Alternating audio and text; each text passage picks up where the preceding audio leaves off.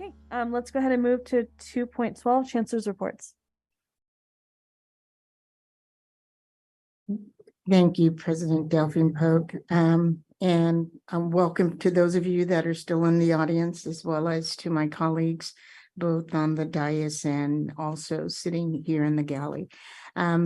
Usually I have the presidents do presentation, even though they have provided written correspondence that is included in the board packet. And so I'm going to use executive privilege today. I had already planned on doing it, but it just seems fortuitous. Unfortunately, I don't see the President Blakey here in the audience because I was going to have DGS Interim Director, Vice Chancellor Atheria Smith to give you an update on the 90-day projects. If you recall at the last meeting, I said it was going to be all hands on deck, and I believe that my colleague Donald Moore said he liked that because it was reminded of when his dad was in the military and in the Navy, and all hands on deck meant just that. That's a priority and we want to move forward with it. So I'd like for IVC Smith to give you an update, and hopefully those individuals that spoke will see the video and know what we're doing in regards to that. So IVC Smith. Thank you, Chancellor. Good evening. Good evening.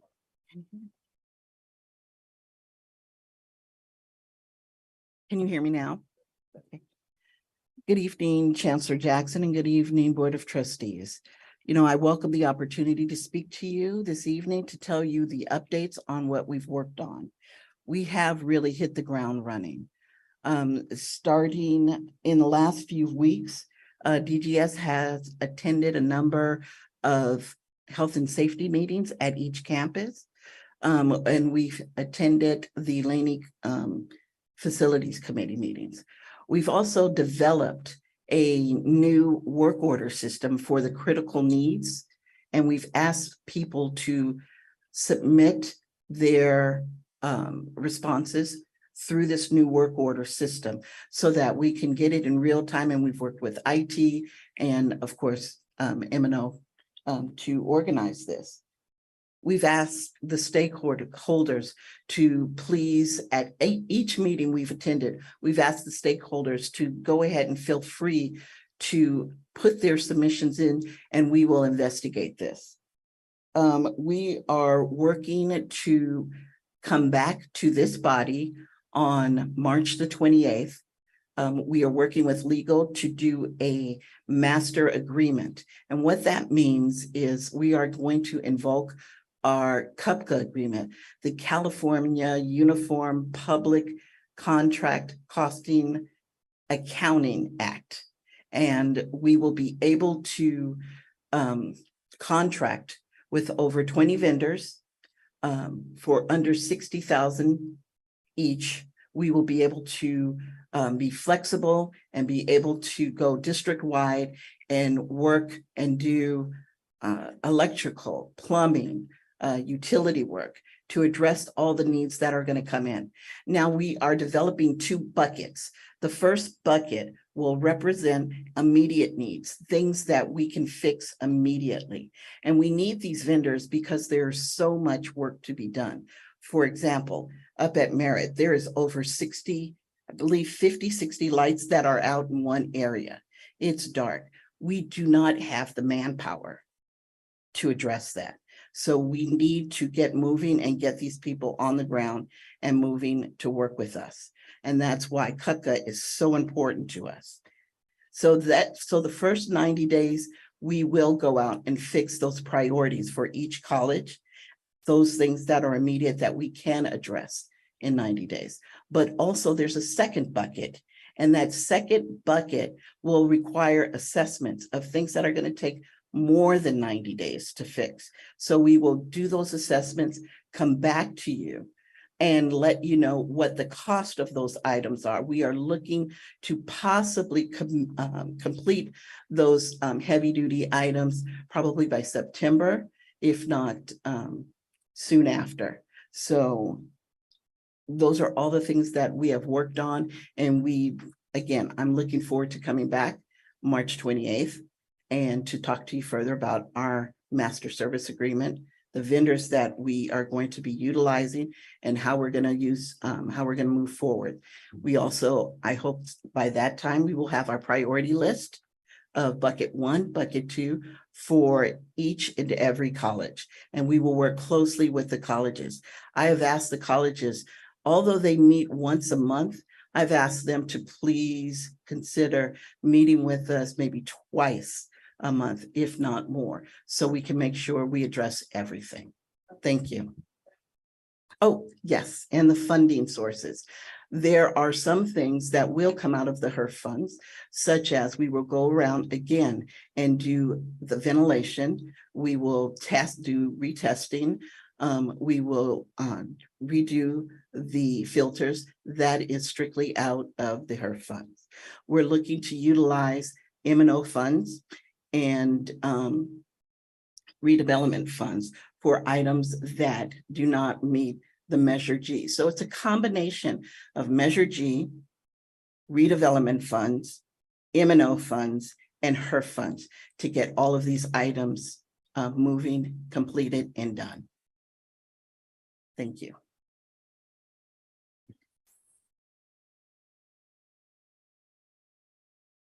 Thank you, Interim Vice Chancellor Atheria Smith.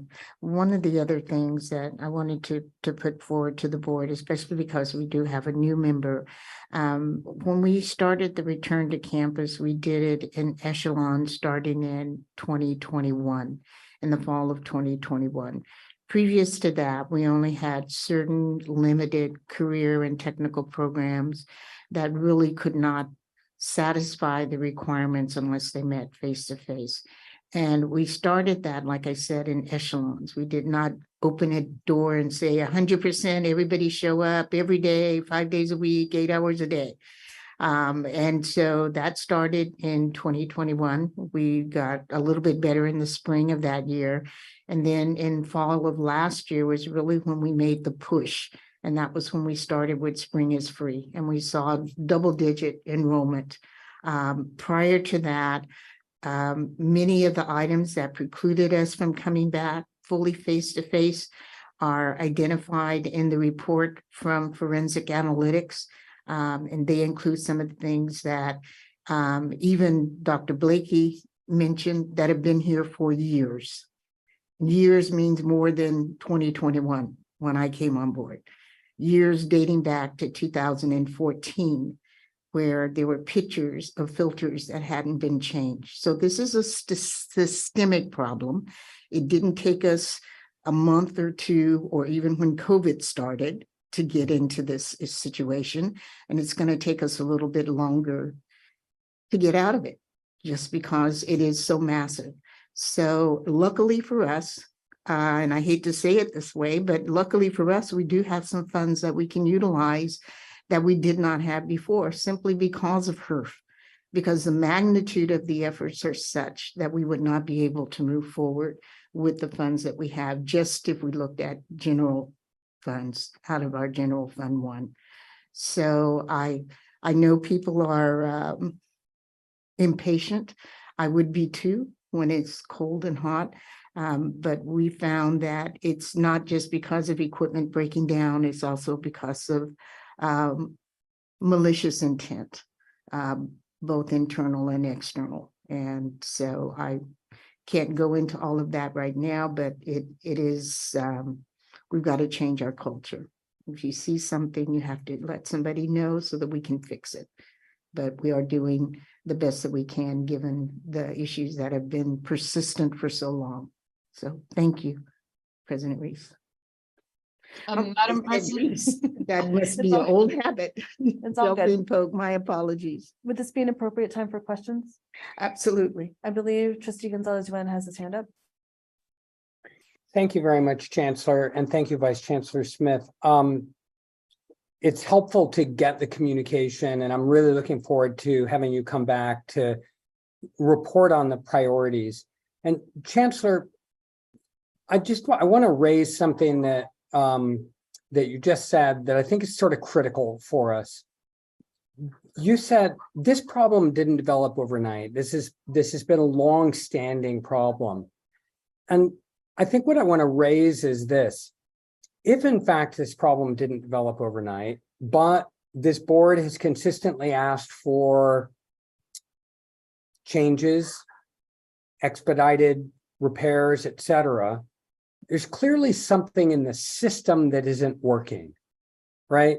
So you come in, we're dealing now with a crisis level situation in many instances, but isn't this a really good opportunity, not immediately right here in this meeting, but isn't this a good opportunity to understand what is broken about the system, that some filters could go for 20 years without, or decades, whatever it is, without being repaired, that we've got such a big back order that the General Services Department is now dealing with. And as I wrote you earlier today, I don't think this is an indication that there is indifference to the challenges in general services.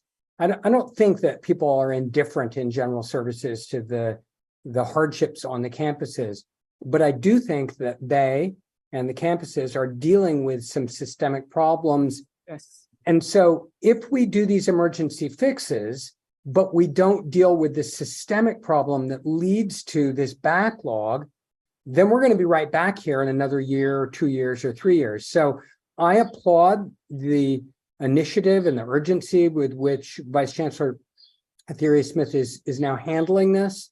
But I do think that we need to fix the system.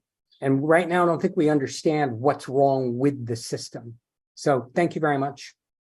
Thank you. I think IBC Smith, did you want to say something? Yes, please. The way that I'm approaching this is I would like to take the high level. And when I say that, people said this has been broken for 5 years. This has been broken for 10 years. This has been broken for 25 years. You know what? The way I see it is you are asking me, all these things have been broken for 25 years. So what are you going to do about it? And so that is the approach that DGS is taking with this. We are going to address and try to work with the chancellor, the board, the colleges, and address these systemic problems also. Again, as the chancellor said, there is internal and external vandalism going on. So every time something is fixed, something is broken. The other thing is, we do know we don't know the whole picture, Trustee Ewing, but we do know some of the elements of what the problems are. And we are addressing those at the same time so that we aren't back in this boat once we get things fixed. And I can't go into more detail than that at this point, because they're health and safety issues and primarily on the safety side that need to be discussed in closed session. Thank you very much. And I think at some point, the rest of the community actually does need to be brought in on kind of an understanding of and a contribution of understanding what the systemic problems are. I'm sure they're multifold, but I think until we have that level of conversation and then analysis of the problem, we'll continue to get a lot of finger pointing. Well, people will be pointing fingers at general services and saying, why aren't you doing this, et cetera. So again, right. I applaud the speedy work that is now underway and look forward to a deeper discussion. Thank you. Thank you. Thank you. VP Quinlan. Thank you. So as long as I've been here, this district has never really funded maintenance. If you do not check the oil on your car, pretty soon your car is going to stop running and you're going to have to buy a new engine or a new transmission. If you do not take care of your house, pretty soon your house is going to start falling apart. You're going to have to sell it or pay a huge sum of money to make it livable again. We do not do that with our district. We do not fund. Almost all of our funding from maintenance comes from the state. So it depends on, excuse me, how generous the state is that year. It means you cannot plan from year to year because you don't know how much funding you're going to have from year to year. And then all of a sudden you have a little bit of money and it has to be spent in a certain amount of time. And it's panic city on trying to get that money spent and the fixes made. So just like in 2015 and 2016, we approached the board and the district out of facilities committee with a plan to actually start funding maintenance.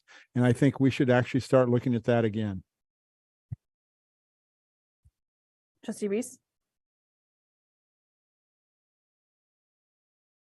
Thank you for the report and thank you for the response because that was very helpful. I guess the question that I have, Chancellor, goes back to the situation that we found ourselves in when we approved the turf.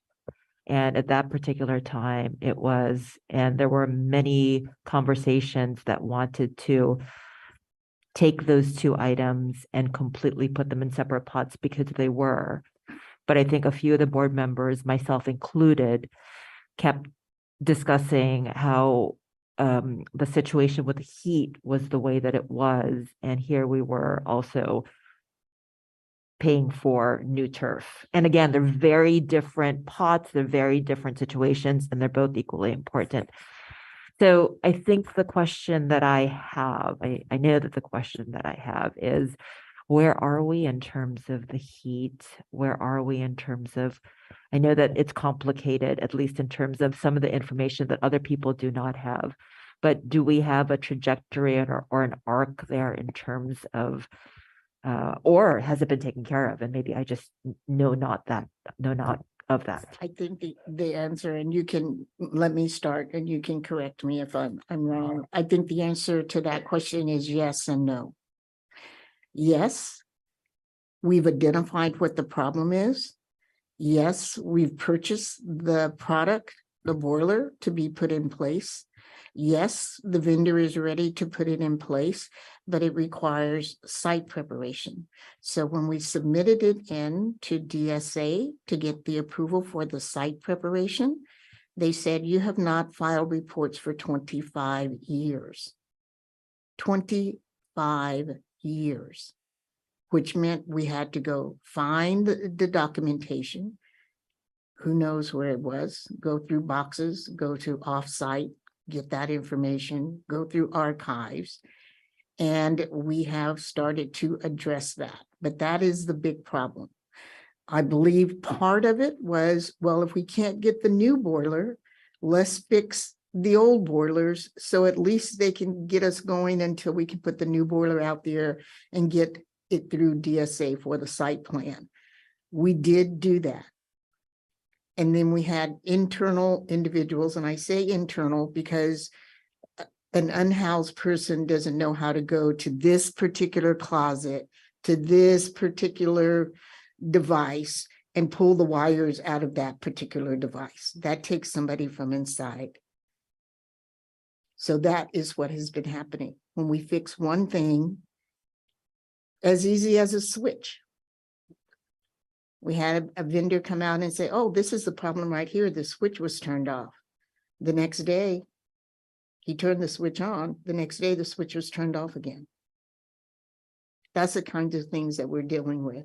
So I don't know how you stop that other than somebody saw somebody go there and know that that's where that particular item is.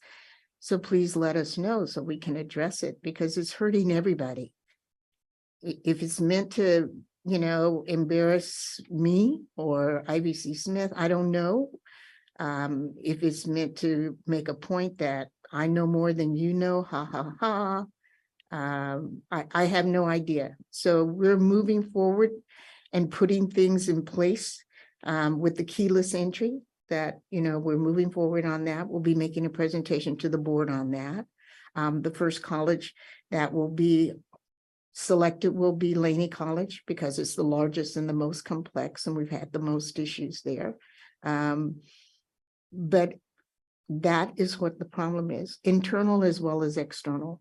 And we have gotten some of the heaters working, but then something else goes wrong. So if I've addressed everything. Yes. Okay. And also on some of the other campuses, we had to fix equipment, and we're in progress of doing so. I think they're up and running. So it is a complex. That's why I said we know what some of the problems are. And we've addressed the problems with the existing boilers that are there, but then you get vandalism and, you know, a faucet handle is knocked off, or, you know, and we have to figure out where it is. It's not just oh, I know exactly what the problem is. We don't know what the problem is. So that then delays a response time. So it's very frustrating, because again, like you said, Trustee Ewing, there's no indifference. You know, it's not like we're sitting here at the district office now, warm and cozy, and we don't care what happens at Laney. I mean, they're right across the street, by gosh, and there are brothers and sisters over there. So, but it doesn't help when we have sometimes internal problems as well as external. Thank you. Anyone else have any questions or comments? Okay. Thank you very much for that presentation. Let's go ahead. I believe that 4.1 got pulled.